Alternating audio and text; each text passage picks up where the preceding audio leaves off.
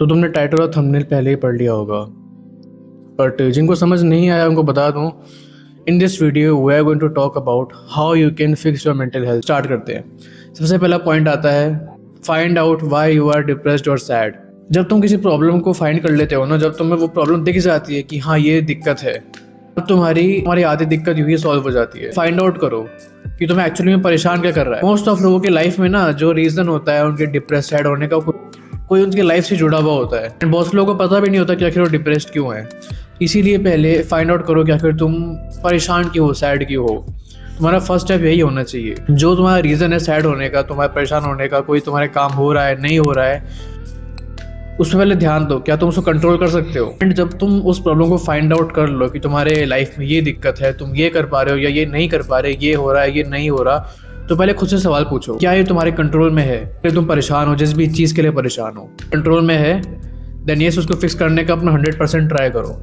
और अगर कंट्रोल में नहीं है तुम्हारे, just let it go. Emotions को साइड हटा के एक बार लॉजिकली सोचो, जो चीज़ तुम्हारे कंट्रोल में ही नहीं, तुम उसके ऊपर अपना माथा खराब कर रहे हो, अपनी एनर्जी उस पर वेस्ट कर रहे हो, उसका फ़ायदा क्या। आखिर विल पावर चाहिए होगी, मुझे पता है अच्छे से, क्योंकि बहुत सारे लोग ऐसे ही हैं जिनके हाथ में जो चीज़ कंट्रोल नहीं कर सकते ना, वो उसी के लिए परेशान है। ये तुम्हारे ऊपर है कि तुम इस स्टेप को कैसे लेते हो।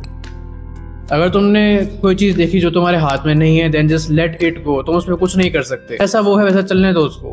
अगर तुमने प्रॉब्लम देख ली, ठीक है, तुम्हारी कोई लाइफ में प्रॉब्लम है, तुमने फाइंड आउट करा है, तुम उसको फिक्स करोगे, उसको जाने दोगे, ठीक है, ये तो होगी अलग बात। बट अगर तुम अपनी लाइफ को अच्छे से देखते हो, ठीक है, और तुम्हारी लाइफ में तुम्हें कोई प्रॉब्लम दिखाई नहीं देती, ऐसी कोई स्पेसिफिक बड़ी प्रॉब्लम जैसे पैसों की हो गई या रिलेशनशिप की कुछ भी दिक्कत है तुम्हारी नहीं है कोई लाइफ में, स्टिल तुम डिप्रेस्ड हो या सैड हो बिना किसी रीजन के, तब तुम्हें जो आगे जो पॉइंट बताऊंगा तुम्हें वो फॉलो करने पड़ेंगे। तुम्हारी मेंटल हेल्थ एटलीस्ट 50-60% बेटर हो जाएगी, मेरा मानना है ऐसा, क्योंकि मैंने खुद पे अप्लाई की ये चीज़ें। 30 to 40 minutes sunlight every day.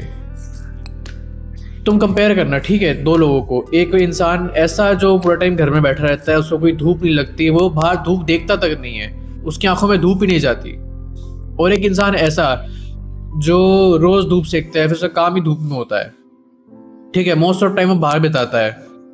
तुम देखोगे कि दोनों में से जिसकी मेंटल हेल्थ ज़्यादा बेटर है, वो वही इंसान होगा जो धूप में टाइम बिताता है ज़्यादा से ज़्यादा।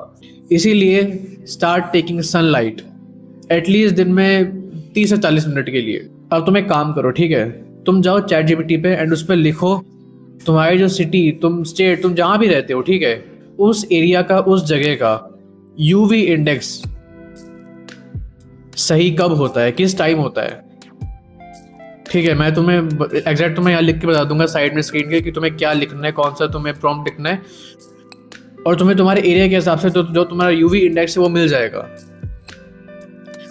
क्योंकि यूवी इंडेक्स काफ़ी इंपॉर्टेंट है तुम्हारे विटामिन डी के लिए, तुम्हारे ओवरऑल स्किन की हेल्थ के लिए भी साथ में, ठीक है। क्योंकि अगर यूवी इंडेक्स खराब होगा वो तुम्हारी स्किन को अफेक्ट भी कर सकता है, और शायद तुम्हें प्रॉपर धूप लेने का फ़ायदा मिले भी नहीं। इसीलिए पहले फाइंड आउट करो कि तुम्हारे जो स्टेट है, तुम्हारी जो सिटी है, वहाँ पे आपका यूवी इंडेक्स है वो कब सबसे ज़्यादा एक बेस्ट लेवल पे होता है तुम्हारे लिए। एक बार जब तुम उसको फाइंड आउट कर लो, ठीक है, जैसे मेरा जो है यहाँ पे मैं जहाँ रहता हूँ, यहाँ का यूवी इंडेक्स बेस्ट जो है वो 11 से लेकर के 1 बजे तक के बीच होता है। इस टाइम अगर मैं धूप सेकूंगा, जॉब करेगी, ठीक है, मतलब विटामिन डी जो है बॉडी में अच्छे से प्रोड्यूस होगा। एंड इसके साथ एक और चीज़ बताता हूँ मैं तुम्हें इंपॉर्टेंट, जब भी तुम जाओ धूप सेकने, ठीक है, तो ट्राई करना कि तुम अपनी जो स्लीव्स होती है, ठीक है, तुम्हारा जो फोर आर्म है और तुम्हारे जो ये लेग्स है, तुम्हारे एंकल वाला एरिया है, इसको पूरा धूप में प्रॉपर एक्सपोज होने देना अपने फेस के साथ। एंड फेस पे अपनी सनस्क्रीन यूज़ करना ताकि तुम्हारे टैन ना हो, क्योंकि तुम्हारी बॉडी जितनी ज़्यादा सन एक्सपोजर में रहेगी वो उतनी ज़्यादा अच्छे से विटामिन डी को एब्जॉर्ब कर पाएगी। और अगर ट्राई करना हो सके तो कि तुम शर्ट उतार के ही लेट जाओ, ठीक है, शर्ट उतार के उल्टे होकर लेट जाओ, अपने पीठ पे, अपनी बैक पे धूप सेको, क्योंकि बैक जो है वो काफ़ी बड़ा मतलब एरिया होता है बॉडी का, उस पर धूप अच्छे से एब्जॉर्ब होती है और ज़्यादा।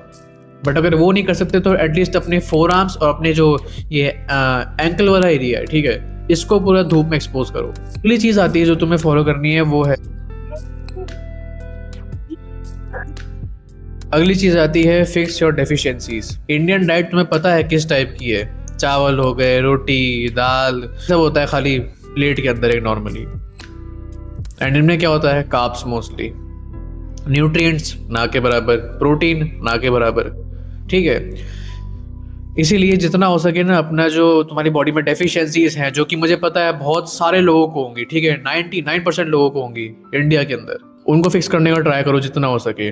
डॉक्टर के पास जाओ, ब्लड टेस्ट करवाओ अपना, तुम्हारी जो डेफिशिएंसी आती है चाहे वाइटामिन की, मिनरल्स की, उनको फिक्स करो। क्योंकि जब तुम्हारी बॉडी में डेफिशिएंसीज होती हैं, जो मूड है वो फ्लक्चुएट होता रहता है। कभी तुम सैड होते हो, कभी कोई मतलब जिसको बोलते हैं मूड स्विंग्स, ठीक है, वो तुम्हारे होते रहते हैं नॉर्मली। अगर तुम्हारी बॉडी में डेफिशिएंसीज हो, इससे तुम्हारी हार्मोनल प्रोफाइल बेटर होगी, तो इससे तुम्हारी बॉडी अच्छे से वर्क करेगी, तुम्हारे बॉडी के जो ऑर्गन्स है वो अच्छे से वर्क करेंगे, तुम्हारा माइंड अच्छे से वर्क करेगा। अगली चीज़ आती है सबसे इंपॉर्टेंट मेरे ख्याल से, ठीक है, जो कि है spend some time in nature. आजकल के जो भी ये सेडेंटरी लाइफस्टाइल है, जहाँ पे लोग बैठ के बस काम करते हैं घंटों घंटों काम करते हैं, मोबाइल चलाते हैं, मोस्ट ऑफ टाइम घर में ही रहते हैं, बाहर नहीं निकलते, ये भी एक रीज़न है बहुत बड़ा कि तुम्हारी मेंटल हेल्थ फक्ड अप हो चुकी है प्रॉपर्ली। बिकॉज जो इंसान है वो बने ही बाहर घूमने के लिए है, नेचर में रहने के लिए है, और हम जो क्या करते हैं, हम घर में पड़ा रहते हैं पूरा पूरा दिन मोबाइल में। इसीलिए अगर तुम्हें मौका मिले, ठीक है, 24 घंटे में से एटलीस्ट आधा घंटा, 20 मिनट, मैं तो कहता हूँ 1 घंटा, ठीक है, 2 घंटे, जितना तुमसे टाइम दिया जा सके। चलिए अगर तुम्हारे पास टाइम कम है तो कम से कम 20 मिनट, ठीक है, 20 से 30 मिनट बाहर निकालो टाइम जाने का, ठीक है। बाहर मतलब कि तुम्हारे आसपास कोई पार्क है, वहाँ जाके पार्क में बैठ जाओ, ठीक है, पेड़ों के पास बैठो, जाके जो पार्क में बेंच होती है वहाँ जाके बैठो, आसपास पेड़ों को देखो, ठीक है, चिड़िया को देखो, पेड़ों को देखो, लोगों को देखो, गाड़ियों की आवाज़ सुनो, कुछ भी करो, पर घर से बाहर निकलो, थोड़ा नेचर में जाओ।